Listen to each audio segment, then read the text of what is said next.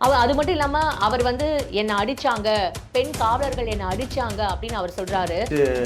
Felix ஜெரால்டோ, சவுக்கு சங்கரும் திமுகவை விமர்சனம் பண்ணணும். இதற்காக அதிமுகவிடம் ஒரு பெரிய தொகையை பெற்றுக்கும். இதை திமுக எவ்வளவு காலம் பொறுத்து? நிவேதா பெத்ராஜ் 50 கோடி ரூபாய்க்கு பங்களா வாங்கி கொடுத்தாங்கன்னு சவுக்கு சொல்றாரு. அதிமுக சொல்லி சொல்றாரு.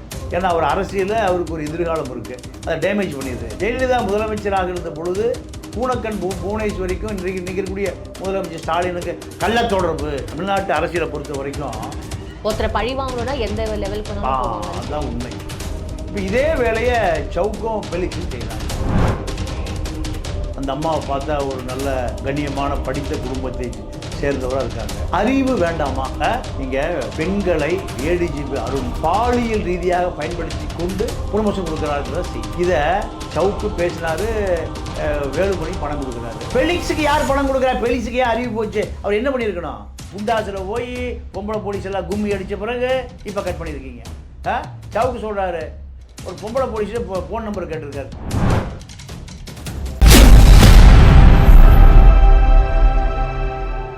Big bang Tamil BBT.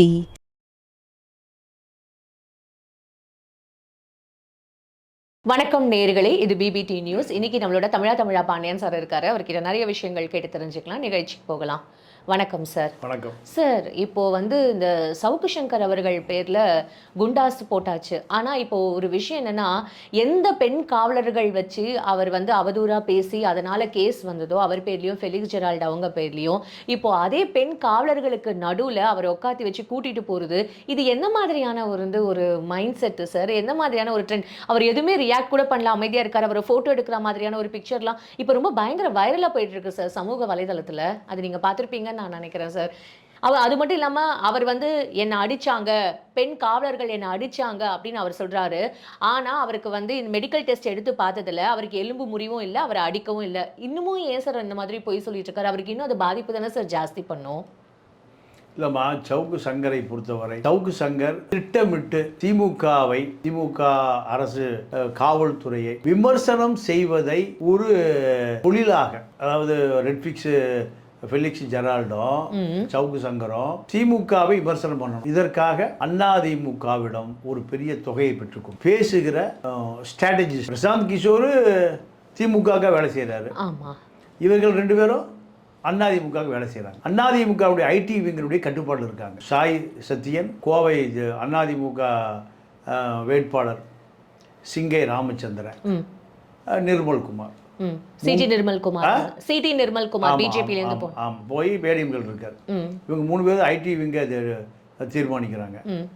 இவர்கள் தான் சவுக்கு சங்கரை நியமிக்கிறாங்க இந்த மாதிரிலாம் பேசுறதுக்கு. ஆமா, இதை திமுக எவ்வளவு காலம் பொறுத்திருக்கும்? நிவேதா பெத்ராஜ் 50 கோடி ரூபாய்க்கு பங்களா வாங்கி கொடுத்தாங்கன்னு சவுக்கு சொல்றாரு.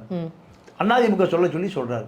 ஏன்னா அவர் அரசியலில் அவருக்கு ஒரு எதிர்காலம் இருக்கு, அதை டேமேஜ் பண்ணிடுது. உதயநிதி அவர்களுக்கு டேமேஜ் பண்ணிடுது. ஏன்னா ஜெயலலிதா முதலமைச்சராக இருந்த பொழுது பூனக்கன் புவனேஸ்வரிக்கும் இன்றைக்கு இருக்கக்கூடிய முதலமைச்சர் ஸ்டாலினுக்கு கள்ள தொடர்பு அப்படின்னு பூனக்கன் புவனேஸ்வரிட்ட ஸ்டேட்மெண்ட் விட சொல்கிறாங்க. ஜெயலலிதா விட சொல்லுது. அந்த அம்மா உங்கள் அரசியலுக்கு என்ன பலிகடை ஆக்கிறாதீங்கன்னு சொல்லுது. உடனே அந்த அம்மா பிடிச்சி உள்ளே விடுது ஜெயலலிதா. இதெல்லாம் கடந்த காலத்தில் நடந்தது. தமிழ்நாட்டு அரசியலை பொறுத்த வரைக்கும் ஒருத்தரை பழி வாங்கணும்னா எந்த லெவலுக்கு அதுதான் உண்மை. இப்போ இதே வேலையை சவுக்கும் ஃபெலிக்ஸும் செய்கிறாங்க. இதில் ஃபெலிக்ஸ் அவர் எப்படி சார் இதில் வந்து அவர் பிணைக்கப்பட்டார்? அவங்களோட ஒய்ஃப் வந்து இப்போது அவங்க என்ன சொல்கிறதுனே தெரியல சார். அவங்க வந்து எனக்கு என் ஹஸ்பண்டுக்கு இந்த மாதிரி ஆயிருக்கு, இந்த மாதிரி ஒரு விஷயங்கள் நடந்திருக்கு அப்படின்ற மாதிரி அவங்க ஒரு பக்கம் பேட்டி கொடுத்துட்ருக்காங்க. ஸோ இப்போ இது நடுவில் வந்து சவுக்கு சங்கர் அவர்கள் மாரியும் சரி, ஃபெலிக்ஸ் அவர்கள் பெரிய இப்போது இவர் பேரில் குண்டாஸ் போட்டாங்க. இப்போ குண்டாஸ் போட்டு இப்போ என்ன நடக்கும் நெக்ஸ்ட்டு? ஆமாம், ஃபெலிக்ஸு படித்தவர், பண்பாளர். அந்த அம்மாவை பார்த்தா ஒரு நல்ல கண்ணியமான படித்த குடும்பத்தை சேர்ந்தவராக இருக்காங்க. அறிவு வேண்டாமா?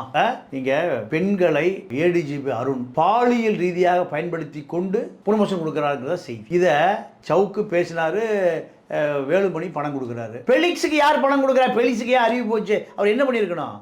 கட் பண்ணிருக்கீங்க. இப்போ என்ன பண்ணியிருக்கீங்க? இப்போ கட் பண்ணீங்களா? குண்டாசில் போய் பொம்பளை போலீஸ் எல்லாம் கும்மி அடித்த பிறகு இப்போ கட் பண்ணியிருக்கீங்க. சவுக்கு சொல்கிறாரு, ஒரு பொம்பளை போலீஸில் ஃபோன் நம்பர் கேட்டிருக்காரு, உன் பேர் என்னன்னு கேட்டிருக்காரு. நீயே ஒரு கைதி, என் ஃபோன் நம்பரும் என் பேர் உனக்கு வேணுமா, அந்த மாதிரி பேசியிருக்கு. பொங்கலூரில் கோயம்புத்தூர்லேருந்து திருச்சி வரும்போது, பொங்கலூரில் சாப்பிடும்போது இவர் ஒத்த கையை வச்சுக்கிட்டே இவ்வளோ வேலை செய்கிறார். முதல்ல ஒரு வழக்கறிஞர், முதல்ல ஒரு பேராசிரியர், மூணாவது ஒரு ஆங்கரு, நாலாவது போலீஸா? நீயே கைதி கோயம்புத்தூர் திருச்சி போகிற, ஆண் போலீஸ் இருந்து அடிக்கிறாங்கன்னு சொல்லி தான் அரசாங்கம் பெண் போலீஸா போடுது. அது ஃபுல்லா பெண் போலீஸ். ஆமா, அவன் சகோதரி தான். யூனிஃபார்ம் கரெக்டாக சகோதரிகள் தானே. காவலர் இருந்தால் மிடுக்கா இருக்காங்க. ஆம்பளை போலீஸ் அடிக்கிறான், 10 பேர் சேர்ந்து கும்மி அடிக்கிறான். ரைட்டுப்பா, ஆம்பளை போலீஸ்னா கோவத்தில் ஒன்று அடிச்சிடறான். ரைட் விட்டு பெண் போலீஸ் ஒன்று பாதுகாப்பாக கொண்டு போவாங்க. சார் அவங்க பேர்லேயே அவர் கம்ப்ளைண்ட் பண்ணுறாரு சார். என்ன வந்து அவர் ஃபோன் நம்பர் கேட்டால் அந்த அம்மாட்ட போய் உங்கள் ஃபோன் நம்பரும் பேரும் கேட்டால் அந்த அந்த அம்மா வீட்டுக்காரர் என்ன நினைப்பான்? சவுக்கு அந்த அம்மா வாட்ஸ்அப் எடுத்து எல்லாத்துக்கு அனுப்பு. என் பேரை என் ஃபோன் நம்பர் கேட்குறான்.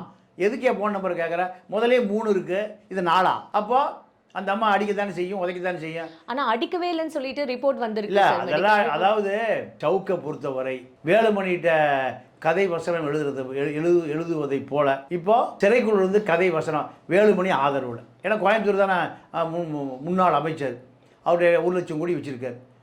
உள்ளாட்சித்துறை அப்படியே கொள்ளையடிச்சு வச்சுருக்காரு. அதனால் ஜெயில் நிர்வாகத்துக்குள்ளே அரை பெட்டியை வீசி எறிஞ்சால் போதும். 3 நேரம் கோழி பிரியாணி கோட்டம் கிடைக்கும் சவுக்குக்கு.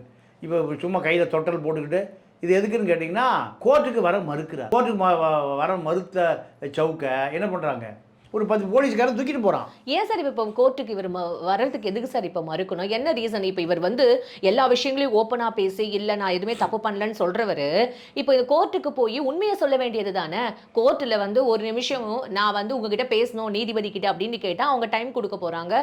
நீதிபதி இவர் மட்டும் உட்காந்து தனியாக பேசுறதுக்கான கூட ஆப்ஷன்ஸ் இருக்குது. அப்படி அதை ஏன் சார் இவர் செய்யறதுக்கு மறுக்கிறாரு? அப்போது நல்ல கேள்வி, அருமையான கேள்வி. கடலூர் ஜெயில் இருக்கும்போது அங்கே ஜெயிலர் அந்த செந்தில்குமார் தான் இப்போ கோயம்புத்தூர் ஜெயிலில் இருக்கார். இவரை எப்படியாவது சட்டையை கழட்டணும். அருண்குமார் ஏடிஜிபி சட்டை கழட்டணும் அவரே சொன்னாரா? ஆமாம், உன் சட்டையை கழட்ட விட மாட்டேன். முதலமைச்சரே அவர் சட்டையை கழட்ட முடியாது. எங்கே டெல்லியில் இருக்கிற அமித்ஷா நினச்சா கழட்டலாம். அவர் தான் இந்தியாவுக்கான ஹோம் மினிஸ்டர். அவரே இப்போ அவர் சட்டையை கழட்டு போச்சு, இப்போ சட்டையை தேடிட்டு இருக்கார், பனியனோட அலைகிறார். அமித்ஷா நிலைமையே சட்டையை காணாம், சட்டையை காணாது, குருதாவை காணும், ஜிப்பாவை காணாம். ஏன்னா இப்போ மோடி கழட்டிடுவார். ஏன் நான் பிரதமராக ஓட்டு கேட்டால் கெஜ்ரிவால் நீ பிரதமருங்கிறாரு. என்னையா நடக்குது? அமித்ஷா பிரதமரா மோடி பிரதமரானு இப்போ டெல்லியில் பஞ்சாயத்து கிடக்கு. அது வந்து கெஜ்ரிவால் அது வந்து இவங்க இந்த பிஜேபிக்குள்ள ஒரு பிரச்சனை கிரியேட் பண்ணும் அப்படின்றதுக்காக ஒரு வார்த்தை சொன்ன மாதிரி கூட பேசப்படுதே சார். இல்லைம்மா, உண்மையாகவே 75 வயசு ஆகி போச்சு மோடிக்கு. குஜராத்தில் போய் ஒரு ஓய்வு எடுத்துட்டுங்க, கட்சி வளைகுடா பகுதியில் ஒரு பங்களா ரெடி ஆயிடுச்சு. நல்லா கடல் காற்றை வாங்கிட்டு, ராமர் இருக்கார், கங்கை இருக்குது, காலையில் எழுந்திரிச்சு கும்பிட்டு, பக்கத்தில் வல்லபாய் பட்டேல் சிலை இருக்குது, அங்கே போய் சுற்றி பார்த்துட்டு பொழுது போயிடும்.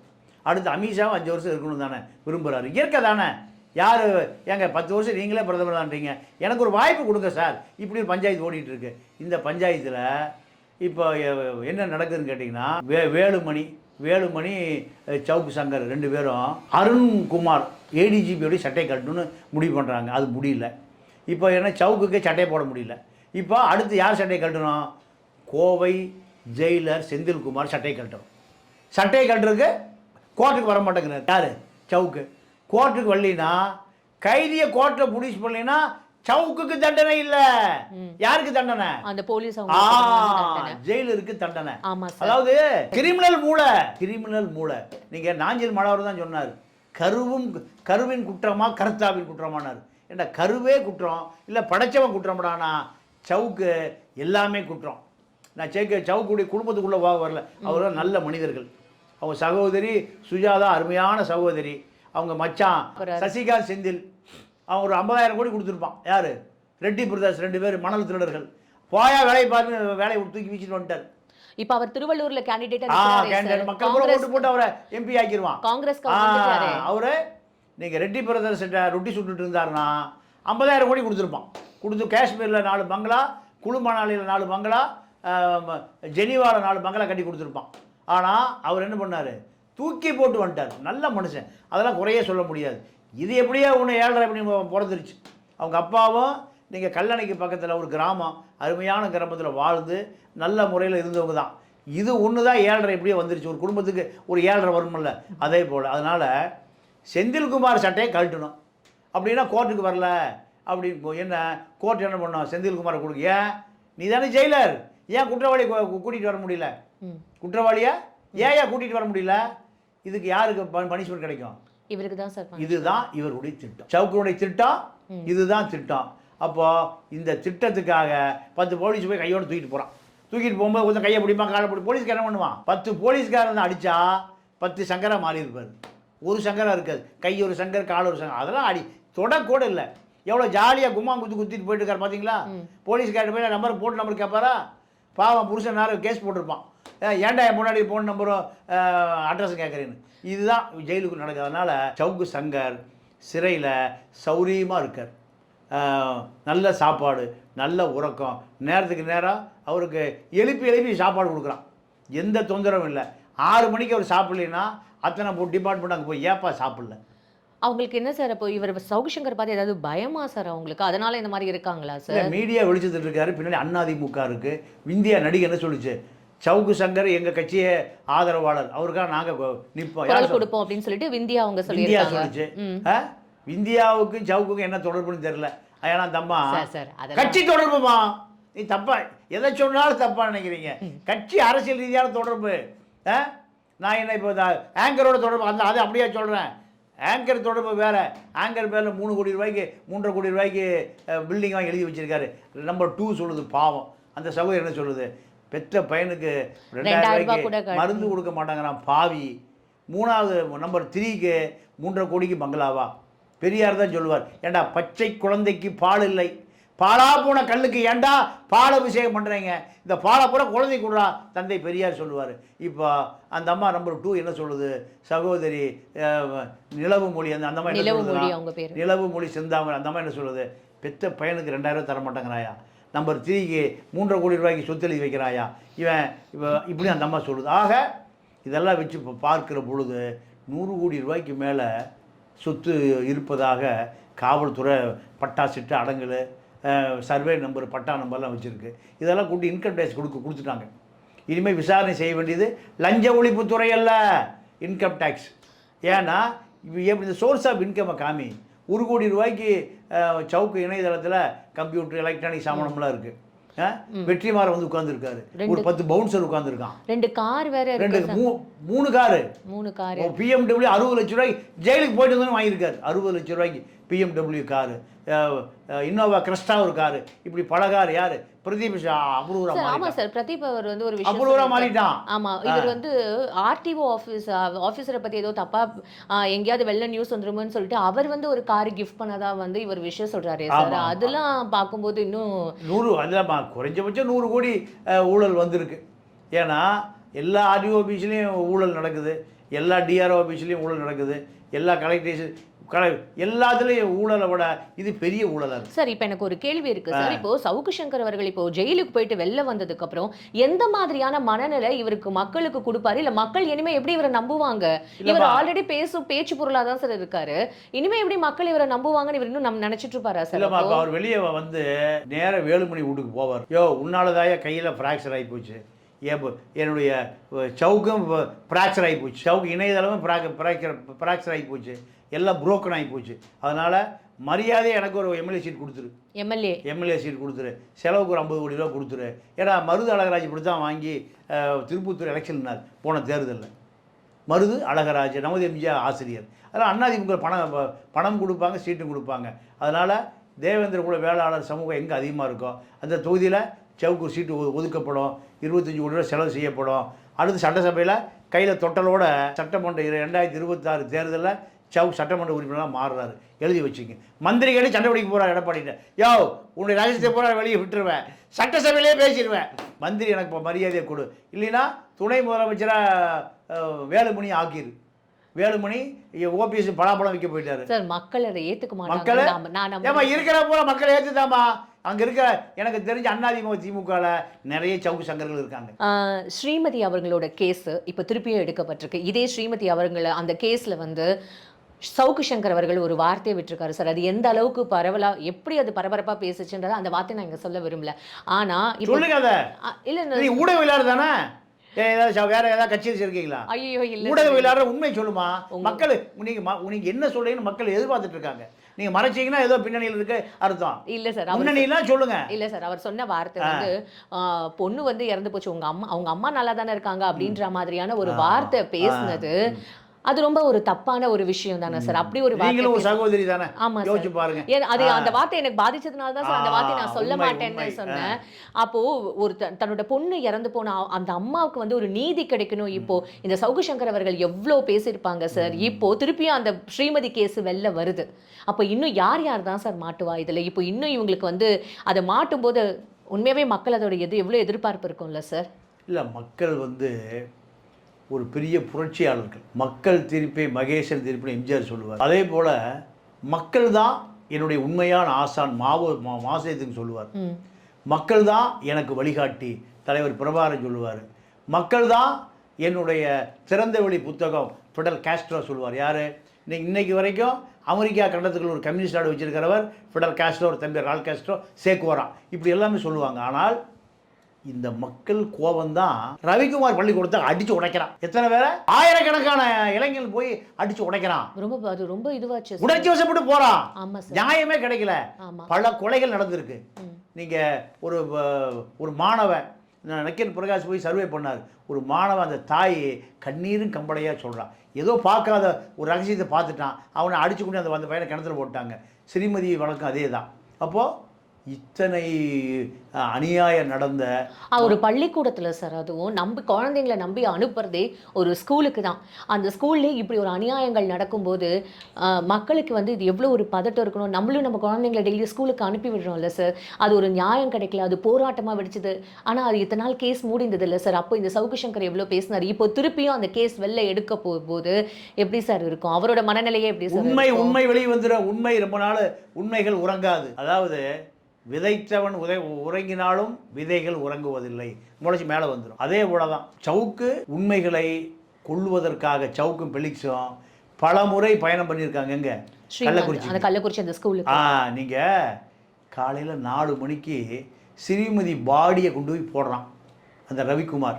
கொடுங்கோளன் ரவிக்குமார், ராஜபக்சேவை விட கொடுங்கோளன். அப்போது அங்கே இருந்த மாச்சுவரியில் பிணவரையில் இருந்த நர்ஸு சொன்ன வார்த்தை தான் சுப்ரீம் கோர்ட் ஜட்ஜ்மெண்ட். என்ன சொல்லுதுன்னா, அட பாவிங்கள, இந்த பச்சை மண்ணை செதைச்சு சின்னாவனப்படுத்தி சீரழிச்சு இப்படி கொண்டு போடுறீங்களான்னு சொல்லுது. இதுக்கு மேலே வார்த்தைகளே இல்லை. அப்போ அந்த அம்மா பார்த்த உடனே என்ன தெரியுது? நாசம் பண்ணிட்டானுங்கன்னு தெரியுது. ஆனால் சவுக்கு என்ன சொல்கிறாரு? ரவிக்குமார் கழுத்தளவு கடலில் இருக்காருங்க. அவர் கொடுத்த 25 லட்சம் ரூபா தான் பிரதீப் சொல்கிறான். யார்? நீங்கள் பெலிக்ஸ் 2 பேரும் பணம் வாங்கி கொண்டு உண்மையை கொன்று விட்டார்கள். உண்மைக்காக போராடுகிற நீங்கள் சங்கர சுப்பு வழக்கறிஞர் தன்னுடைய மகன் ஐசிபி ஏரியில் பலி கொடுத்த ஒரு காவல்துறை உயர் அதிகாரி, அவன் குடும்பம் பூரா நாசமாக போச்சு. எல்லாம் மெண்டல், பைத்தியம், லூஸு. ஒருத்தனை ஆற்றுல அடிச்சுட்டு போய் அவனை அழிச்சு போயிட்டான். 20,000 கோடி வச்சுருக்கான். அரசன் அன்றே கொள்வான், தெய்வம் நின்றே கொள்வான். அவனை அழிச்சு போயிட்டான். அப்போ அவர் அந்த மனுஷன் ஸ்ரீமதி பின்னாடி நிற்கிறார், ஸ்ரீமதி அம்மாவுக்கு பின்னாடி நிற்கிறாரு. நீங்கள் பாப்பா மோகன், ஆமாம் சார், வீரப்ப வழக்கில் ஆதிவாசிகளுக்காக ஆதிவாசியா நீதிமன்றத்தில் போராடுகிற ஒரு சிகப்பு மனிதன் பாப்பா மோகன். ஒரு சிவப்பு மனிதன், கம்யூனிஸ்ட் கட்சிக்காரன், உழைக்கும் மக்களுடைய தலைவன் பாப்பா மோகன் நிற்கிறாரு. 2 பேருக்கு முன்னாடி யாரும் நிற்க முடியாது. 3வது நக்கீரன் இல்லைன்னா ஸ்ரீமதி வழக்கு என்ன ஆகும்? தற்கொலைனா கதையை முடிச்சிருவானுங்க. நக்கீரன் இல்லைன்னா இது என்ன ஆகும்? பொள்ளாச்சி நான் அடிக்காதீங்கன்னா எல்லாம் கழட்டுறேன்னு சொன்ன அந்த வழக்கு நக்கீரன் இல்லைன்னா வெளி உலகத்துக்கு வந்திருக்காது. இப்படி பல வழக்குகளை தோண்டி எடுத்து மக்களுக்கு கொடுத்து தன்னுடைய மனைவியினுடைய தகப்ப விருதாச்சலம் பாண்டியன் கொல்லப்பட்டார். தற்கொலை படிச்ச இறந்துட்டார். குடும்பத்தில் மரணங்களை, ரத்தத்தை, நீ பிரபாகரனை போல எவ்வளவு தன்னுடைய குடும்பத்தை இழந்து நக்கீரன் பத்திரிக்கை அந்த உண்மை வெளிப்படுச்சு. இந்த 3 பேர் அவன் பிரகாஷ் போய் செய்திகள்லாம் தோண்டி எடுத்துகிட்டு வரும்போது கடத்தி கொள்ளு எரிக்க போகிறானுங்க. நடந்தா இல்லையா? ஆமாம் சார். அப்போது ஏண்டா அவன் உண்மையை தாண்டா எழுதுகிறான். உண்மையை சொல்லுகிறவனா மேலே ஏன் நீ கோவப்படுற? 10 ரவுடி குண்டாஸ் ரவுடி வந்து துரத்துறான், காரில் துரத்தி அந்த தலித் இளைஞர்கள் சிறுத்தைலாம் போய் காப்பாற்றுறான். சிறுத்தையினா பிரகாஷ் சாப்பிட தான் மிஞ்சி இருக்கு. பிரகாஷ் சொன்னது காரில் துரத்துறான், 10 கார் துரத்துது. ஏதோ ஒரு இடத்துல வந்து டீ கடையில் ஓரமாக ஒதுங்கி ஒளியிற போது அங்கிருந்த 10 சிறுத்தை வந்து என்ன தோழர் பிரகாஷ் கேட்கும்போது தான் அவன் ஒரு ஆப்பானான். இவ்வளவு அயோக்கித்தனங்களை செய்கிற ரவிக்குமாருக்கு நீ ஆதரவாக இருக்கினா நீ எல்லாம் மனுஷனா? உன்னை இயற்கை மன்னிக்குமா? ஸ்ரீமதி ஆவி மன்னிக்குமா? சொல்லு. பள்ளி பாவங்களை செய்து இத்தனை கோடி 100 கோடி சம்பாதிக்க வேண்டிய தேவை உனக்கு வந்துருச்சுன்னா நீ மனித வாழ்க்கையிலிருந்து மனித குலத்திலிருந்து விலகிடுற. இதுக்கெல்லாம் கண்டிப்பாக இயற்கை உனக்கு தண்டனை வழங்கும். எதை விதைக்கிறாயோ அது விளைஞ்சே ஆகும். நீ அறுவடை செய்தே ஆக வேண்டும். இதுதான் இயங்கியல் விதி. ரொம்ப நன்றி சார். நன்றி, வணக்கம். Big Bang Tamil BBT